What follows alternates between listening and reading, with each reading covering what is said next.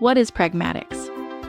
When learning a language, it's not enough to know just grammar and vocabulary. You also need to understand how to use language appropriately in different situations. That's where pragmatics comes in. Pragmatics is the study of how language is used in real-life communication.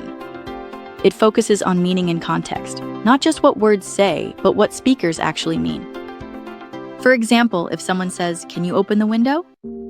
They're not testing your ability. They're politely asking you to open it. That's pragmatics at work.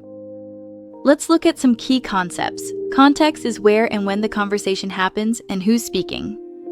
Speaker intent is what the speaker means beyond their words. Inference is the listener's ability to read between the lines. Politeness is adapting speech to be respectful or formal. Turn-taking is knowing when to speak and when to listen. Now, some examples. "It's cold in here" might be a request to close the window. "Would you mind helping me" sounds more polite than "help me with this." And idioms like "he kicked the bucket" require pragmatic understanding.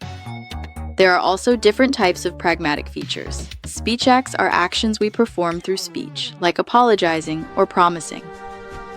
Dacious refers to words like this, that here and now that depend on context. Implicature is meaning that's suggested but not directly said. Presupposition refers to background assumptions in what we say. A famous theory in pragmatics is Grice's Cooperative principle, which outlines 4 maxims for effective communication. Say just enough. Be truthful. Stay relevant. Be clear. We often break these rules for humor or sarcasm, and listeners must infer what we really mean. Pragmatic language also serves many purposes.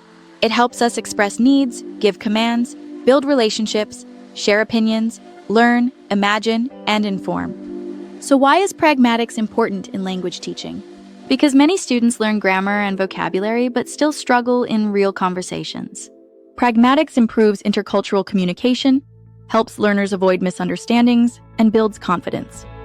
One key point is politeness and cultural sensitivity. What's polite in one language might seem rude in another. English often uses softeners like "would you mind," whereas other cultures may prefer directness. In ESL or EFL classrooms, teaching pragmatics means focusing on context. Without this, students may sound rude, misunderstand jokes, or miss implied meanings. Some effective classroom activities include role plays for real-life situations, watching and analyzing authentic videos, comparing polite versus impolite phrases, discussing cultural norms around speech, correcting errors by asking, "Is this appropriate for the situation?" Final thought. Teaching pragmatics helps students go beyond just speaking correctly. It helps them speak appropriately, naturally, and with confidence in any situation.